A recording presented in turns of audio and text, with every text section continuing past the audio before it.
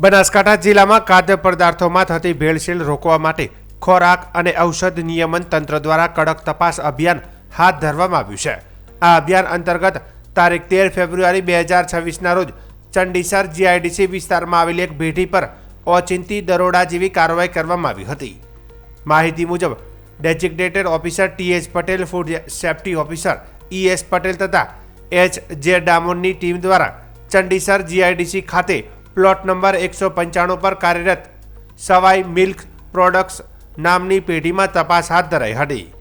પેઢીના માલિક વિપુલકુમાર જંતીલાલ પંચીવાલાની હાજરીમાં હાથ ધરાયેલી તપાસ દરમિયાન સ્થળ પર શંકાસ્પદ ઘીનું ઉત્પાદન અને વેચાણ થતું હોવાનું પ્રાથમિક તપાસમાં સામે આવ્યું હતું। તંત્ર દ્વારા હેલ્થ પ્રીમિયમ શુદ્ધ ઘી 500 મિલીગ્રામ પેકિંગ તેમજ લૂઝ ઘીના કુલ 2 નમૂનાઓ લેબોરેટરી પરીક્ષણ માટે લેવામાં આવ્યો છે। નમૂનાઓ લેવાયા બાદ સ્થળ પર જ બાકી રહેલો જથ્થો સીઝ કરવામાં આવ્યો હતો। કાર્યવાહી દરમિયાન 500 મિલીના 2400 નંગ કુલ 1200 લીટર હેલ્થ પ્રીમિયમ શુદ્ધ ઘીનો જથ્થો મળી આવ્યો હતો, જેની અંદાજિત કિંમત ₹7,78,375 ગણાય છે।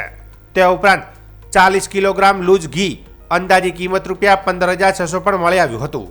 આ રીતે કુલ અંદાજે 7,93,975નો મુદ્દામાલ સીઝ કરવામાં આવ્યો હોવાનું તંત્રએ જણાવ્યું છે।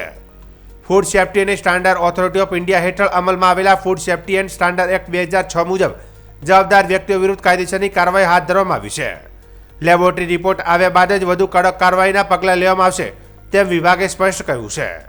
બનાસકાંઠા જિલ્લામાં ભેળસેળ વિરુદ્ધ તંત્રની આ કાર્યવાહીથી ખાદ્ય પદાર્થોના વેપારીઓમાં ગળભળાટ મચ્યો છે, જ્યારે ગ્રાહકોમાં વિશ્વાસ જળવાઈ રહે તે માટે તંત્ર સતત ચકાસણી અભિયાન ચાલુ રાખશે તેવી ખાતરી પણ આપવામાં આવી છે।